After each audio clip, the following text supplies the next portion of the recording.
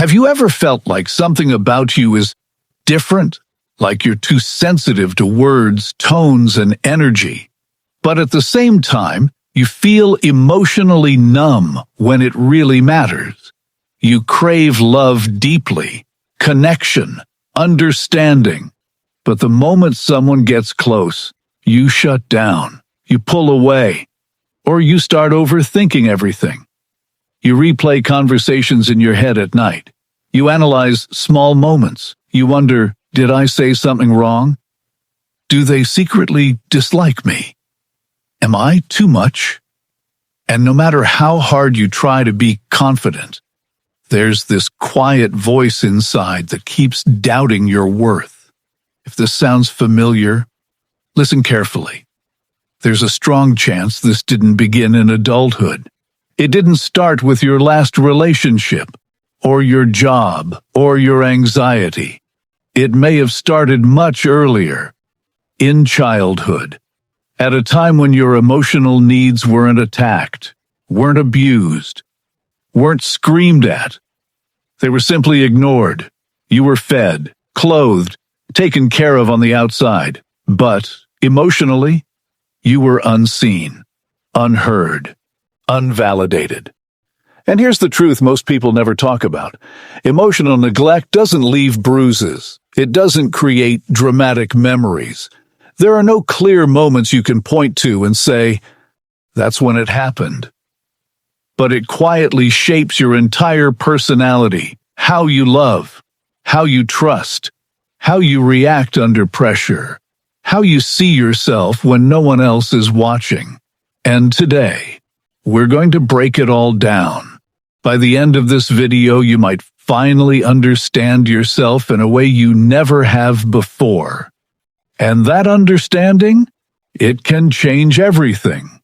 When most people hear the phrase childhood trauma, they picture chaos, yelling, anger, violence, or obvious abuse.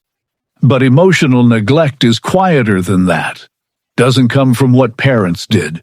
It comes from what they failed to notice. You may have grown up with food on the table, a roof over your head, an education. From the outside, everything looked normal. But inside, your emotional world was invisible. Maybe you cried, and no one asked what you were feeling. Maybe you felt afraid, and you were told to calm down or stop overreacting. Maybe you achieved something important, and the moment passed without acknowledgement. No celebration, no curiosity, no emotional connection. And over time, your nervous system adapted. Because when emotions aren't welcomed, they get pushed down. Emotional neglect isn't about a single traumatic event. It's about the absence of emotional safety. No one helped you name your feelings. No one taught you that your emotions made sense. No one showed you how to express them without guilt or fear. So your brain learned a silent, powerful message. My emotions don't matter. And here's the part most people don't realize. That belief doesn't disappear when childhood ends. It follows you into adulthood, shaping your confidence, your relationships, and the way you treat yourself when you're struggling. If you were emotionally neglected as a child, you probably feel emotions. But you struggle to understand them. You know something is wrong. You feel heavy, irritated, drained. But when someone asks, "What's wrong?" your mind goes blank. You say things like, "I don't know why I feel off. I don't know what's wrong with me. I just feel weird." And that confusion isn't random. Growing up, no one helped you put words to your feelings. Emotionally healthy parents say things like, "I can see you're sad." That looks frustrating. It makes sense that you'd feel scared. Those simple sentences teach a child one powerful skill: emotional awareness. But emotionally neglected children often hear the opposite. "You're fine. You're being dramatic. Stop being so sensitive." So instead of learning what emotions mean, you learn to ignore them. You learn to push them down, to disconnect from them, to keep functioning no matter how you felt. And now as an adult, those suppressed emotions don't disappear.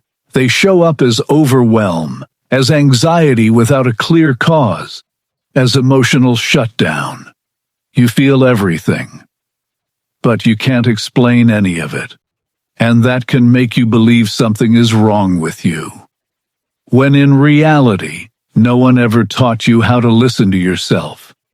One of the most powerful personality traits created by emotional neglect is this quiet, heavy belief.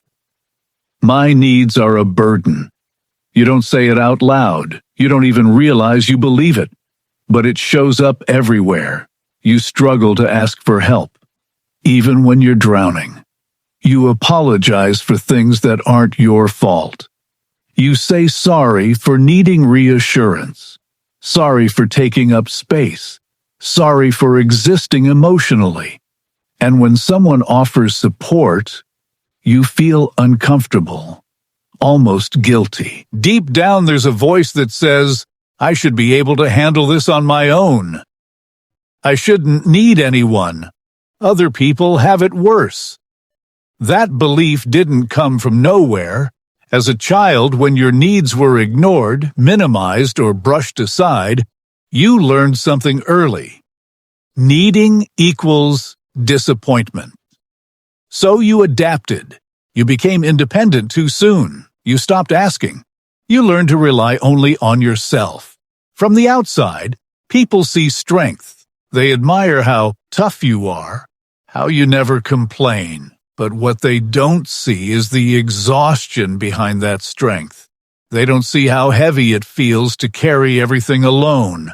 And the truth is, you were never meant to survive without support. That independence wasn't a personality choice. It was a survival response. And it cost you more than anyone realizes. This realization shocks a lot of people. If you grew up emotionally neglected, emotionally unavailable, people can feel familiar. Not exciting, not healthy, just normal. You may notice a pattern in your relationships. You're drawn to people who are inconsistent, hot one day, distant the next. People who avoid deep conversations. People who struggle to express love, affection, or reassurance. And it's confusing. Because consciously, you want closeness. You want emotional safety. You want to feel chosen. So why do you keep ending up with people who can't give that? The answer is uncomfortable but important. Your nervous system learned love in an emotionally unavailable environment. So your brain doesn't register emotional distance as danger. It registers it as familiar. And the brain often confuses familiarity with safety. That's why emotionally available people can feel boring or even overwhelming, while emotionally distant people trigger something deeper, a desire to chase, to prove your worth, to finally be seen. So you keep seeking emotional validation from people who don't know how to give it. Not because you enjoy the pain, but because part of you is still trying to heal an old wound, a wound that was never acknowledged. And until that pattern is recognized, it tends to repeat. If you were emotionally neglected, there's a good chance you became hyper-independent. You hate relying on other people.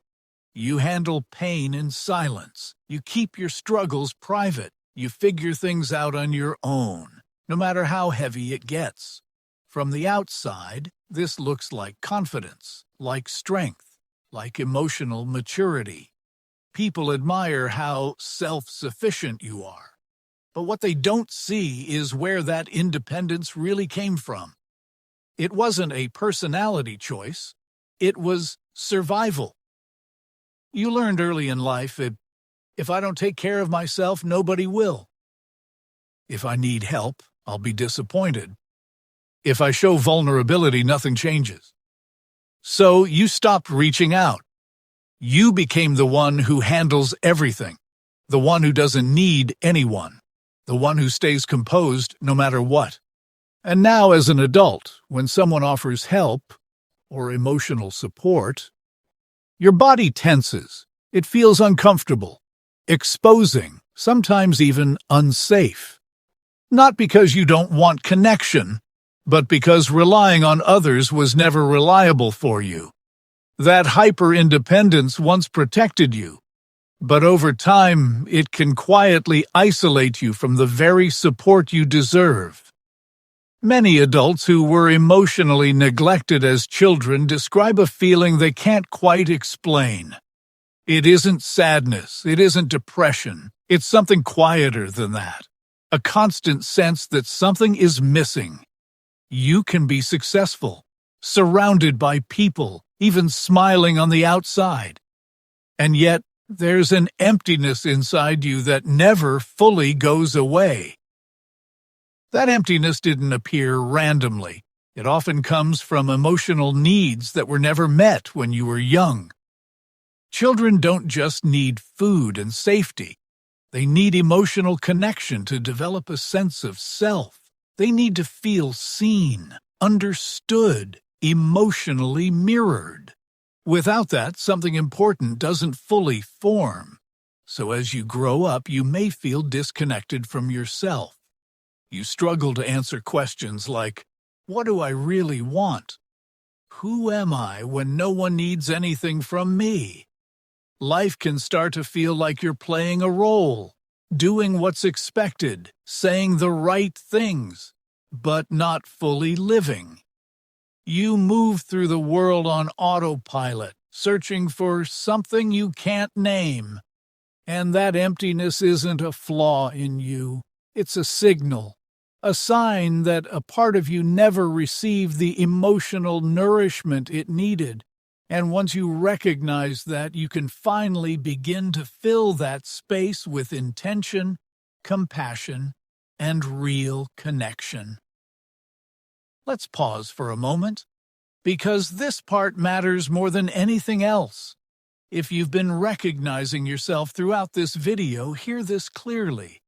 Nothing is wrong with you. You are not broken. You are not too much. You are not difficult to love. The traits you carry today are not flaws. They are adaptations. Your brain did exactly what it was designed to do. It adjusted. It protected you. It helped you survive emotional loneliness. You became strong when you had to. You became observant because you needed to read the room. You became independent because support wasn't consistent. You became emotionally deep because you spent so much time alone with your thoughts.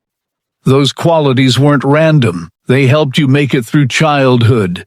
But here's the truth many people never hear.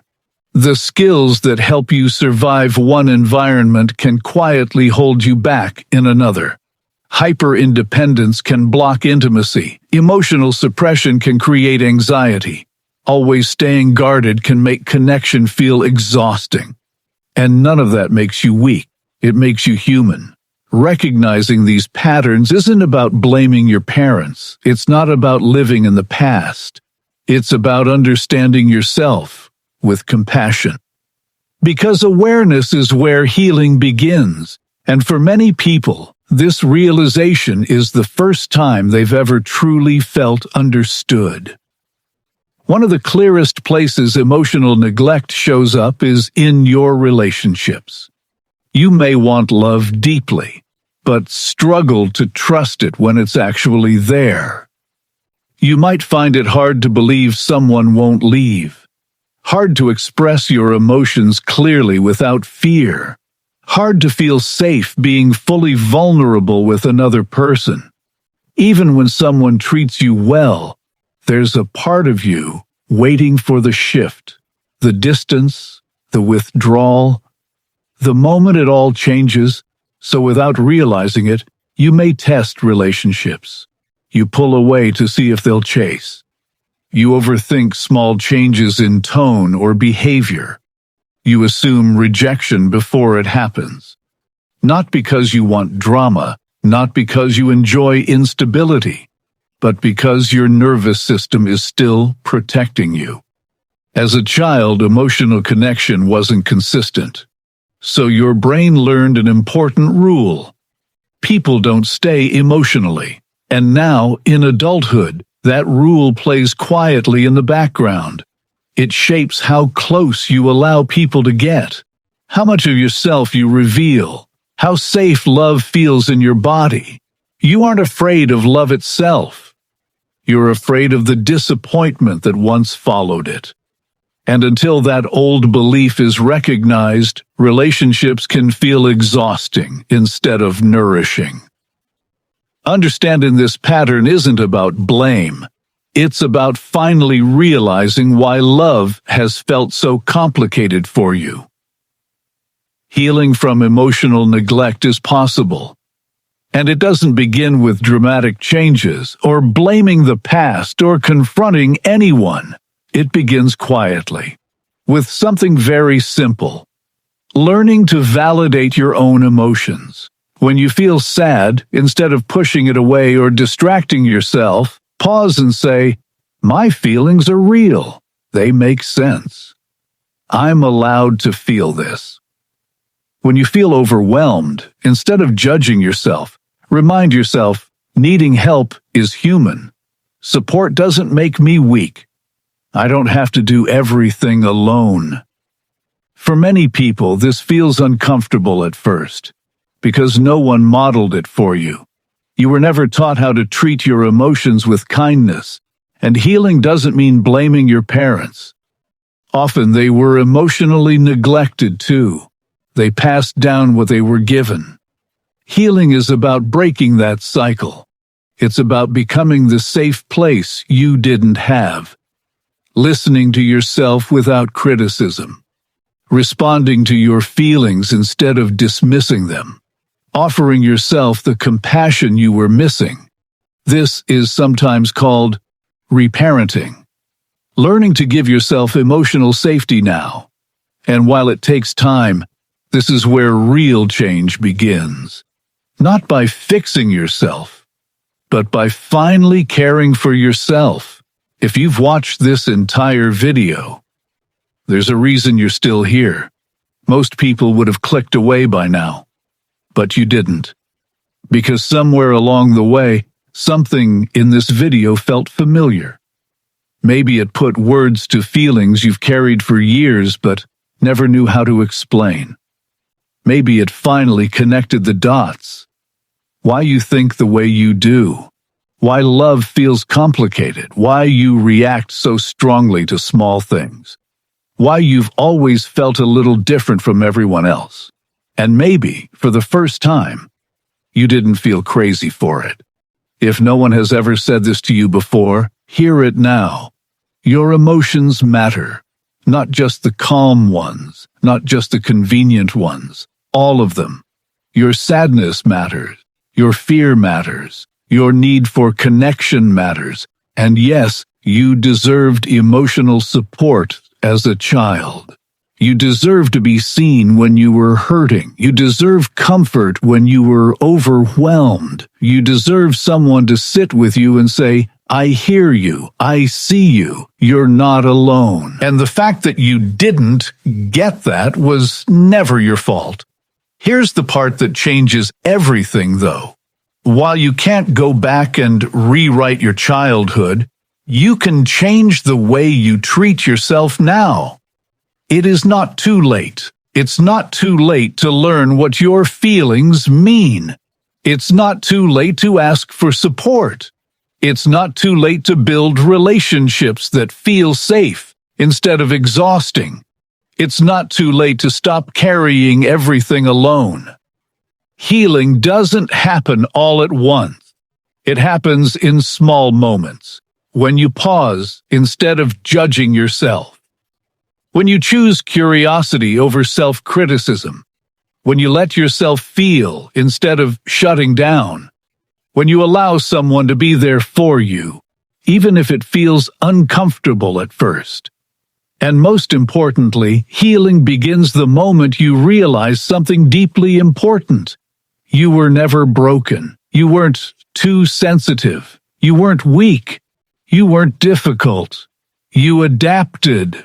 You survived an emotionally quiet environment by becoming observant, independent, and strong. Those traits helped you then, and now with awareness you get to decide which ones still serve you. If this video made you feel seen, if it made you feel understood, if it gave you even a small sense of relief, I want you to do one thing. Comment below and write, "I understand myself now."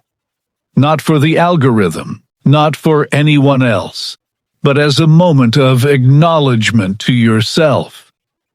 Because sometimes healing doesn't start with answers. It starts with recognition. And if you're reading this and thinking, "I thought I was alone in this," you're not. There are so many people quietly carrying the same experiences, the same patterns, the same emotional weight. And today, you took a step toward understanding yourself instead of judging yourself. That matters. You matter. And you don't have to walk this healing journey alone anymore.